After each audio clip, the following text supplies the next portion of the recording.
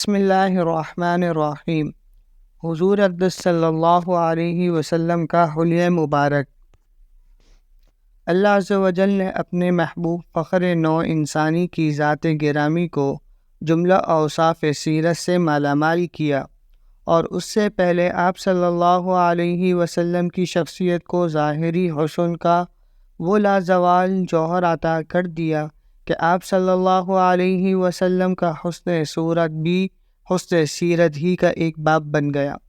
سرور کائنات حضرت محمد مصطفیٰ احمد مجتبیٰ صلی اللہ علیہ وسلم کے حسن سراپا کا ایک لفظی مرقع آپ صلی اللہ علیہ وسلم پر اپنا سب کچھ تن من دھن نچھاور کرنے والے جانثار صحابہ اور تابعین عظام کے ذریعے ہم تک پہنچا ہے، جس سے معلوم ہوتا ہے کہ اللہ رب العزت نے آپ صلی اللہ علیہ وسلم کو وہ حسن و جمال عطا کیا تھا کہ جو شخص بھی آپ صلی اللہ علیہ وسلم کو پہلی مرتبہ دور سے دیکھتا تو بہت مبہوت ہو جاتا، اور اگر قریب سے دیکھتا تو مسحور سا ہو جاتا۔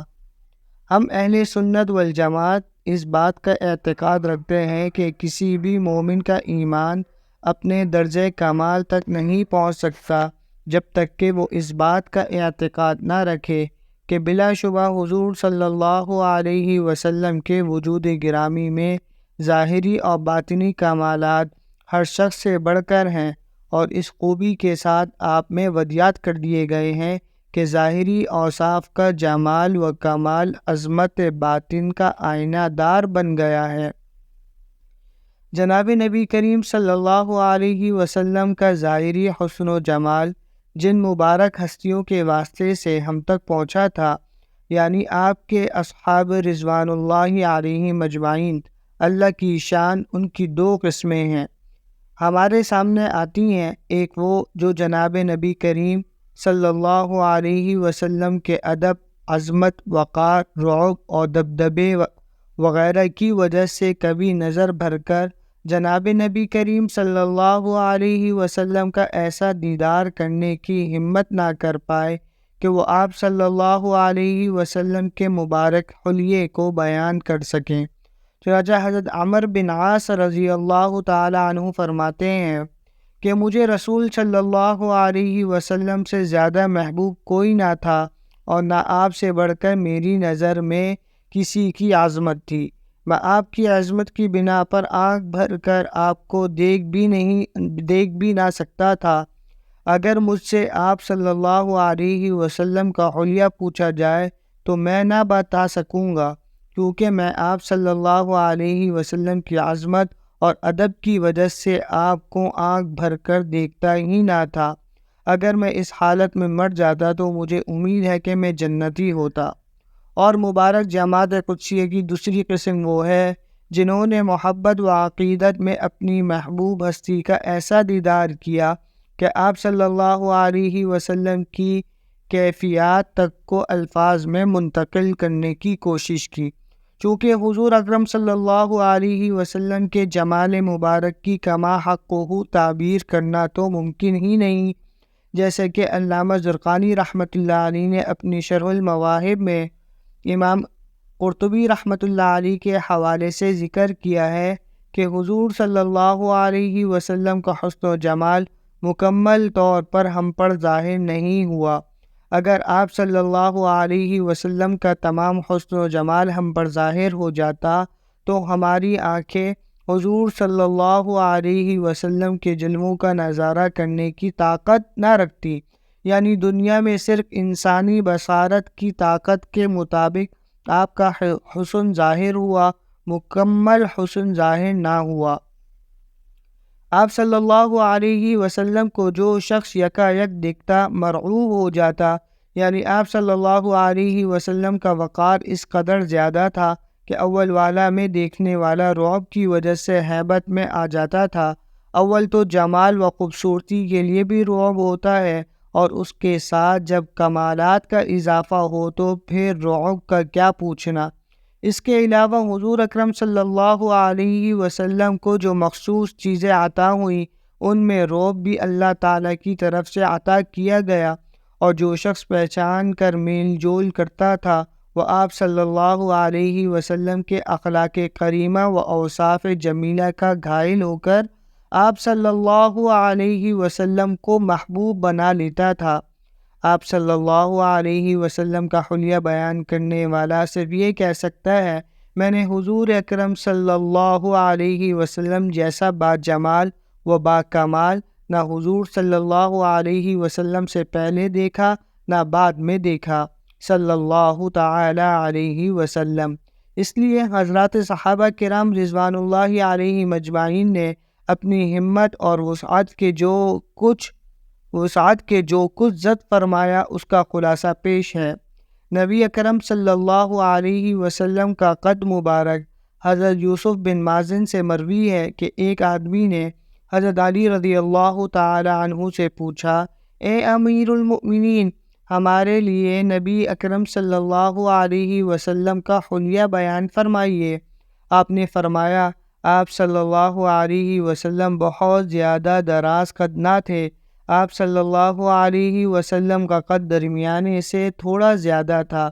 آپ صلی اللہ علیہ وسلم کا معجزہ تھا جب آپ صلی اللہ علیہ وسلم کچھ لوگوں کے ساتھ ہوتے تو ان میں سب سے نمایاں ہوتے۔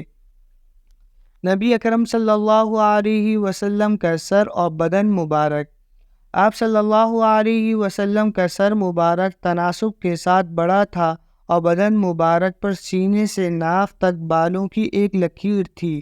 اس لکیر کے علاوہ دونوں چھاتیوں اور پیٹ بالوں سے خالی تھا۔ البتہ دونوں بازو، کندھوں اور سینے کے بالائی حصے پر بال تھے۔ بدن مبارک ٹھوس تھا، لٹکا ہوا جسم نہ تھا۔ بدن کے اعضاء نہایت خوبصورت تھے۔ نبی اکرم صلی اللہ علیہ وسلم کا چہرہ مبارک، آپ صلی اللہ علیہ وسلم کا رنگ گورا، سرخ و سفید، چمکدار اور انتہائی خوبصورت، چمکدار اور کھلتا ہوا تھا۔ حضرت ابو ہریرہ رضی اللہ تعالی عنہ فرماتے ہیں کہ رسول صلی اللہ علیہ وسلم کا رنگ مبارک ایسے سفید اور چمکدار تھا جیسا کہ چاندی سے ڈھالا گیا ہو۔ چہرہ مبارک بالکل گول نہ تھا بلکہ تھوڑی سی گولائی تھی۔ چہرہ مبارک چودھویں کے چاند کی طرح چمکتا تھا۔ ابو اسحاق کہتے ہیں کہ ایک شخص نے سید برا بن عازب رضی اللہ تعالی عنہ سے پوچھا، کیا رسول صلی اللہ علیہ وسلم کا رخ انور تلوار کی طرح چمکدار تھا؟ انہوں نے فرمایا، نہیں، بلکہ چاند کی طرح چمکدار تھا۔ پیشانی مبارک کشادہ تھی، داڑھی مبارک گنجان اور بھرپور تھی، دہن مبارک اعتدال کے ساتھ فراخ تھے۔ یہ فصیح و بلیغ فرد کی نشانی ہے۔ نبی اکرم صلی اللہ علیہ وسلم کی آنکھ مبارک، آپ صلی اللہ علیہ وسلم کی آنکھیں سیاہ تر، پلکیں دراز، آنکھوں کا شگاف تناسب کے ساتھ زیادہ تھا۔ سفیدی میں سرخ دھاریاں بھی تھیں۔ جب کسی سے بات فرماتے تو بقدر ضرورت دیکھتے اور حیا کی وجہ سے آنکھیں نیچی فرما لیتے۔ حضرت ابو ہریرہ رضی اللہ تعالی عنہ کا یہ معمول تھا کہ جب کبھی وہ نبی اکرم صلی اللہ علیہ وسلم سے حدیث بیان کرتے تو یوں فرماتے، مجھے اس ذات کی یعنی نبی اکرم صلی اللہ علیہ وسلم نے خبر دی جن کی پلکیں لمبی لمبی تھیں، جن کے دونوں پہلو سفید تھے۔ جب آپ کسی کی طرف توجہ فرماتے تو پورے بدن مبارک کے ساتھ توجہ فرماتے تھے، یعنی یہ کہ صرف گردن پھیر کر کسی کی طرف متوجہ نہیں ہوتے تھے، اس لیے کہ اس طرح دوسروں کے ساتھ لاپرواہی ظاہر ہوتی ہے اور بعض اوقات متکبرانہ حالت ہو جاتی ہے، بلکہ سینہ مبارک سمیت اس طرف رخ فرماتے، اور جب رخ پھیرتے تو پورا پھیرتے۔ ان جیسا حسین و خلیق نہ کسی آنکھ نے آج تک دیکھا، نہ کبھی دیکھ سکے گی۔ نبی اکرم صلی اللہ علیہ وسلم کا بال مبارک، آپ صلی اللہ علیہ وسلم کے بال مبارک کسی قدر بل کھائے ہوئے تھے۔ سر اور داڑھی کے کالے، سیاہ اور گھنے بال تھے، نہ بہت زیادہ گھنگرالے نہ بالکل سیدھے اکڑے ہوئے۔ اگر بالوں میں اتفاقاً مانگ نکل آتی تو مانگ رہنے دیتے ورنہ چھوڑ دیتے، اور اگر نکالتے تو درمیان سے نکالتے۔ آپ صلی اللہ علیہ وسلم کے سر اور داڑھی میں 20 بال سفید بھی نہیں تھے۔ یہ سفید بال کنپٹی، ریش بچہ اور مانگ نکالنے والی جگہ میں تھے۔ ان بالوں پر آپ نے سرخ خضاب یعنی مہندی بھی لگائی ہے۔ آپ اپنی مونچھوں کے بال پس رکھتے تھے۔ حضور اکرم صلی اللہ علیہ وسلم کی زلفیں رکھتے تھے۔ بال مبارک کبھی صاف نصف کان تک، کبھی کان کی لو تک ہوتے، اور جب بڑھ جاتے تو شانہ مبارک سے چھو جاتے۔ یعنی نبی کریم صلی اللہ علیہ وسلم جب بال کٹواتے تھے تو کانوں کی لو تک کٹواتے تھے، پھر وہ بڑھ کر آدھی گردن تک پہنچ جاتے تھے، پھر کاندھے پر پڑ جاتے تھے۔ اس وقت آپ صلی اللہ علیہ وسلم دوبارہ کٹوا لیتے تھے۔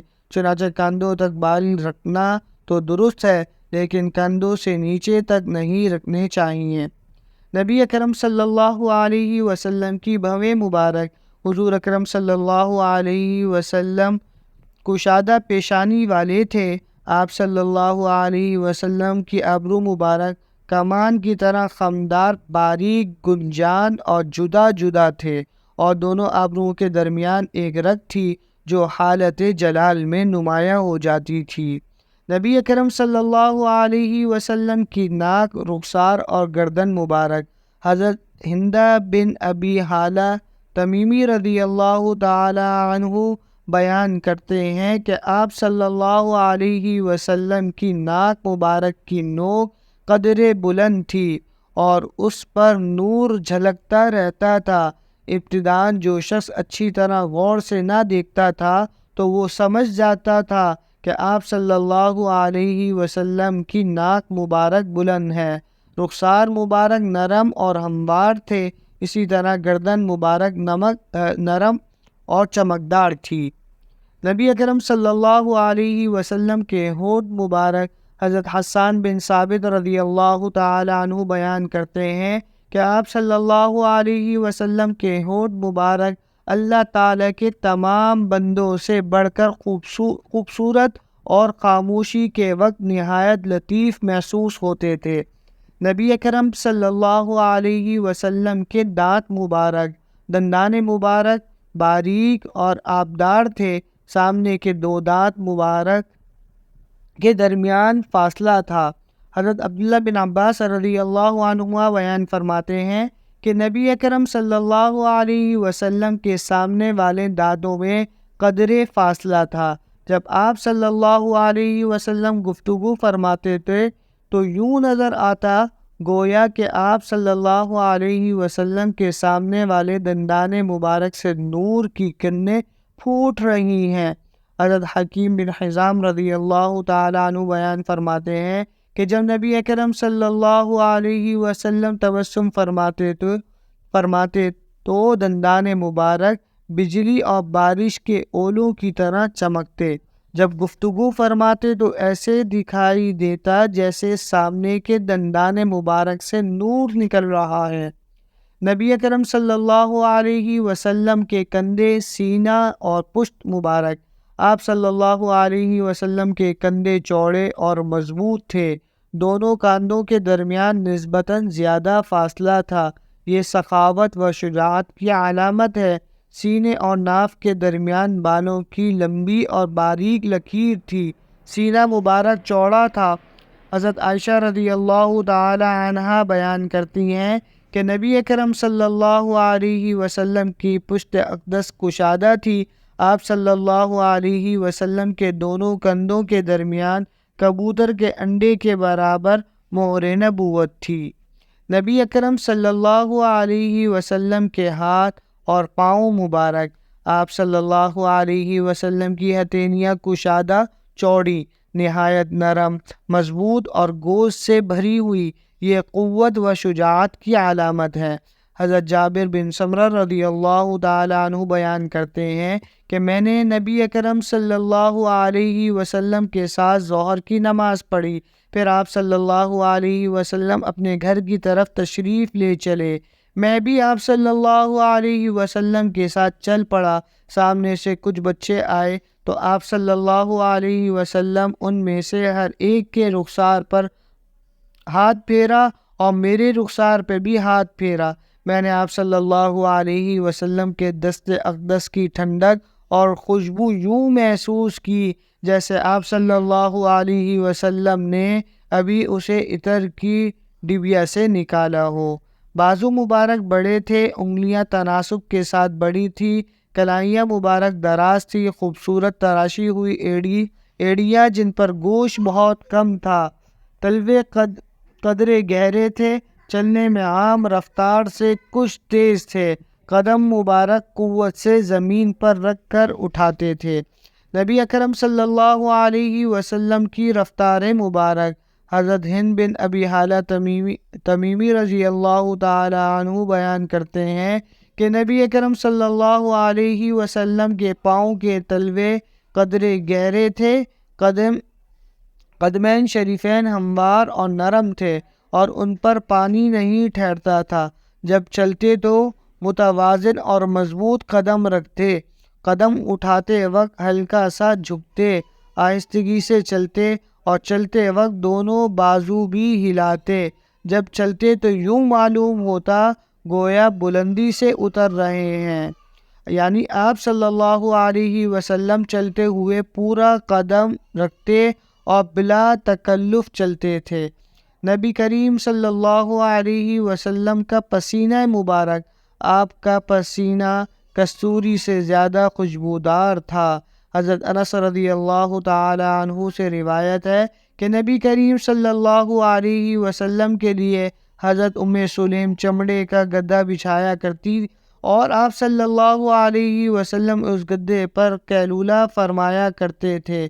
ان کا بیان ہے کہ جب نبی اکرم صلی اللہ علیہ وسلم سو جاتے تو وہ آپ صلی اللہ علیہ وسلم کا مقدس پسینہ اور منہ مبارک اٹھایا کرتی اور انہیں ایک شیشی میں ڈال لیتی، پھر اسے خوشبو میں ملا لیا کرتی۔ حضرت ثمامہ بیان کرتے ہیں کہ جب حضرت انس بن مالک کی وفات کا وقت قریب آیا تو انہوں نے مجھے وصیت فرمائی کہ وہ خوشبو بطور تبرک ان کے کفن کو لگائی جائے۔ حضرت ثمامہ بیان کرتے ہیں کہ وہی خوشبو ان کے کفن کو لگائی گئی۔ الغرض حلیہ مبارک میں ہر چیز کمال حسن کو پہنچی ہوئی تھی۔ حضرت حسان رضی اللہ تعالی عنہ نے نبی اکرم صلی اللہ علیہ وسلم کی شان میں ایسے اشعار کہے ہیں کہ آپ صلی اللہ علیہ وسلم کی منقبت میں شاید اس سے بڑھ کر اور اشعار نہ ہو۔ وَأَحْسَنُ مِنْكَ لَمْ تَرَ قَطُّ عَيْنٌ وَأَجْمَلُ مِنْكَ لَمْ تَلِدِ النِّسَاءُ خُلِقْتَ مُبَرَّأً مِنْ كُلِّ عَيْبٍ كَأَنَّكَ قَدْ خُلِقْتَ كَمَا تَشَاءُ۔ یا رسول اللہ، آپ سے حسین تر کسی آنکھ نے کبھی دیکھا ہی نہیں اور نہ کبھی کسی ماں نے آپ سے بڑھ کر کوئی حسین جنم دیا ہے۔ آپ ہر عیب سے پاک پیدا کیے گئے ہیں، گویا آپ کو آپ کی خواہش کے مطابق پیدا کیا گیا ہے۔ وآخر دعوانا ان الحمد للہ رب العالمین۔